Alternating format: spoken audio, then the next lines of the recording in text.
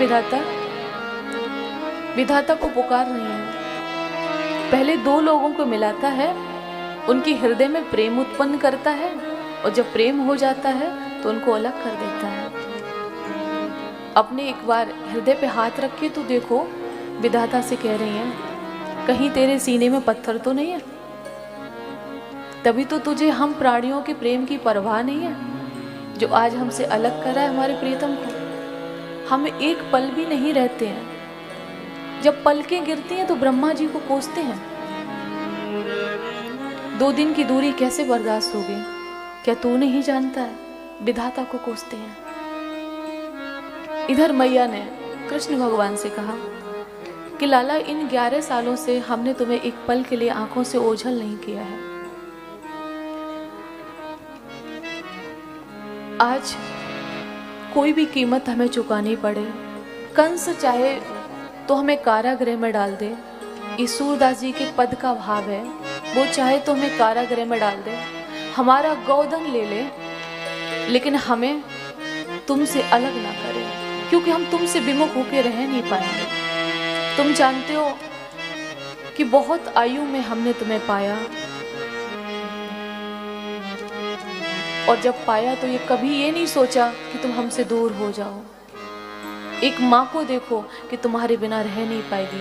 अरे मैया, तू कैसी बातें करती है? 2 दिन की तो बात है, 2 दिन में हम आ जाएंगे। मैया कहती, नहीं लाला, तुम 2 दिन में नहीं आओगे, ये हमें पता है। अगर 2 दिन में आ जाते तो जाते ही क्यों? मैया, तू मेरा श्रृंगार कर दे। हमारे कहना को श्रृंगार बहुत पसंद है। यशोदा मैया ब्रज में गई है। ब्रज में कोई हमारा ऐसा हितैषी है जो चलते हुए जाते हुए हमारे कान्हा को रोके। राधा जी से कह रही है, राधा, तुम्हारे बिना तो कृष्ण एक पल भी नहीं रहते हैं, तुम रोको। हम सब कैसे रहेंगे कान्हा के बिना? ये ब्रज उजड़ जाएगा, सूना हो जाएगा। ये बात मैया इसलिए कह रही थी, उसको आभास हो रहा था, माँ थी ना, कि अब आएगा नहीं, हमेशा के लिए छोड़ के जा रहे हैं। ये तो कथा भागवत की है। वो ब्रह्म थे, वो मैया थी, वो लीला कर रहे थे। रोना तो इस संसार की दशा में देख के आता है। रोना तो वृद्धा आश्रमों को देखकर आता है कि कितने बेटे हैं माताओं को आश्रम में छोड़ देते हैं, कभी दरवाजे पर, तो कभी एयरपोर्ट पर, तो कभी सड़क पर। अभी आ रहे हैं आपको लेने के लिए, और फिर लेने कभी नहीं जाते हैं। आपने भी वीडियो देखे होंगे, मैंने भी देखे हैं, मैं मिली भी हूँ ऐसी माताओं से। बेटा हो या बेटी, बुरा होता है तो कोई भी हो सकता है।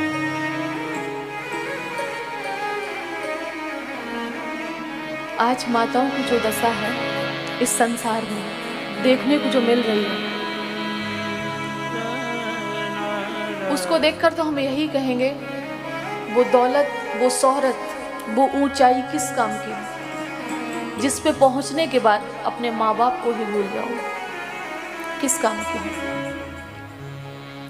चाहे कोई कितना भी बड़ा सन्यासी हो, कितना भी बड़ा त्यागी हो, माँ तो माँ होती है। माँ ना होती तो सन्यासी कहाँ से आते हैं? माँ ना होती तो कोई त्यागी कहाँ से आता है? तो आज भगवान मैया को समझाने का प्रयास कर रहे हैं। मैया की आंखों में आंसू हैं।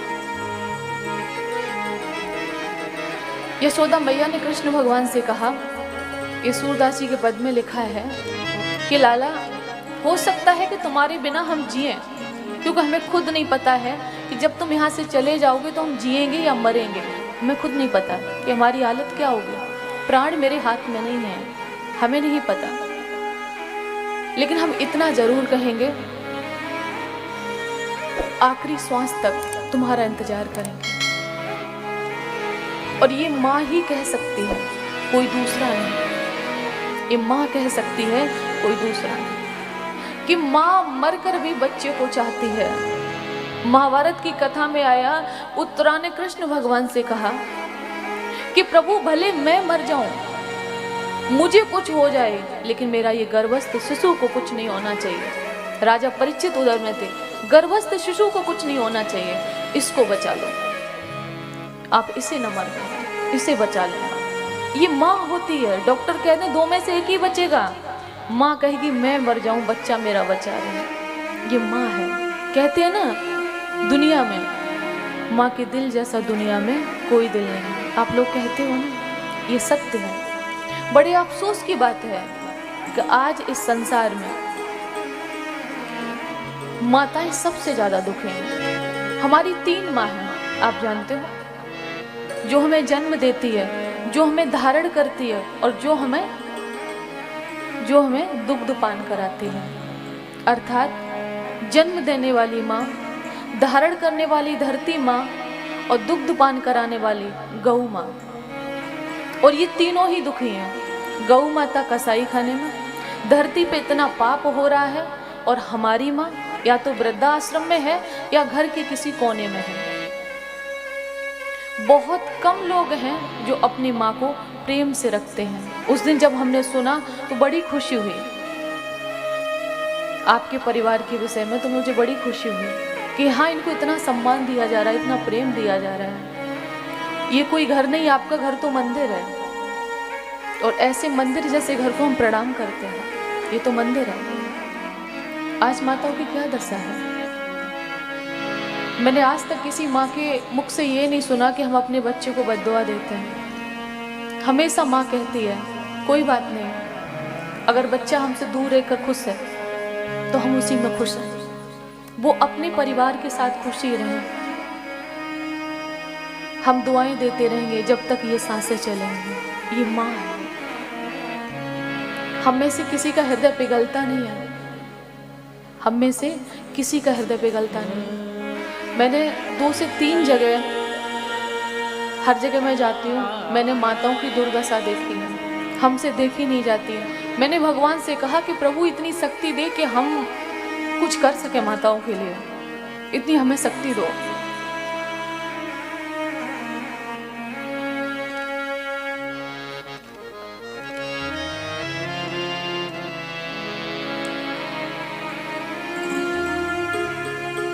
कोशिश करूंगी, अगर जीवन में कुछ कर पाया तो किसी के लिए करूं ना करूं, लेकिन माताओं के लिए जरूर करूंगी, मैं कोशिश करूंगी।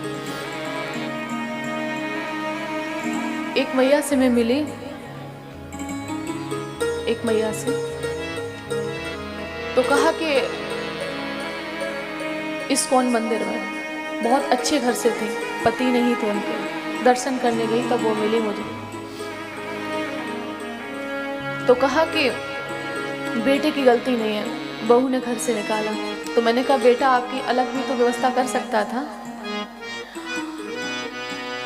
चुप हो गई, बोली बहू ने झापड़ मार दिया तो मुझे अच्छा नहीं लगा, मैं घर से चली आई।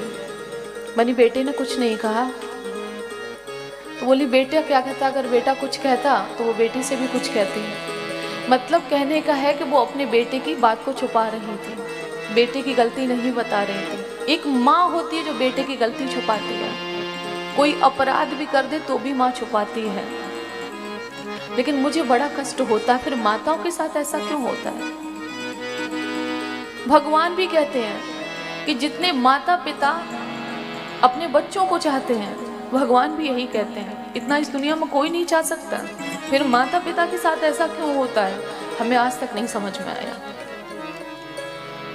वो अपना सब कुछ दे देते हैं, वो अपना जीवन देते हैं, वो अपनी संपत्ति देते हैं, वो अपना घर देते हैं, वो अपना नाम देते हैं, वो अपना पूरा शरीर आपको दे देते हैं, और उन्हें बुढ़ापे में 2 रोटी नहीं मिलती हैं। लानत है ऐसी संतानों पर। आप कभी उद्धार हो पाओगे?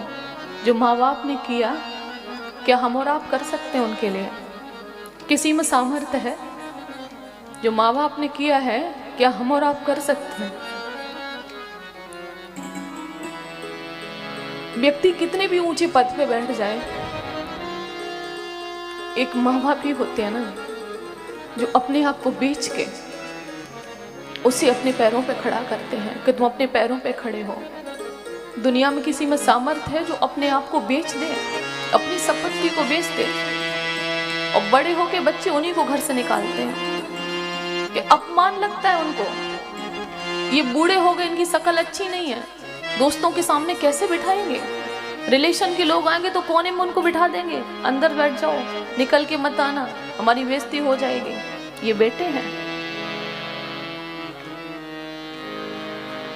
आज मैया कह रही है भगवान से, कहीं ना कहीं भगवान ने भी पत्थर दिल बनाया और कहा कि मैया बहुत जल्द वापस आएंगे, आप श्रृंगार करो और हमको भेजो।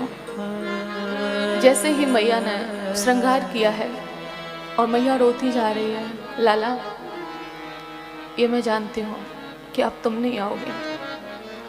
मैंने बुढ़ापे में तुमको पाया, सोचा था कि तुम बुढ़ापे का सहारा बनोगे, हमें नहीं पता था कि तुम बीच में हमें छोड़ के जाओगे।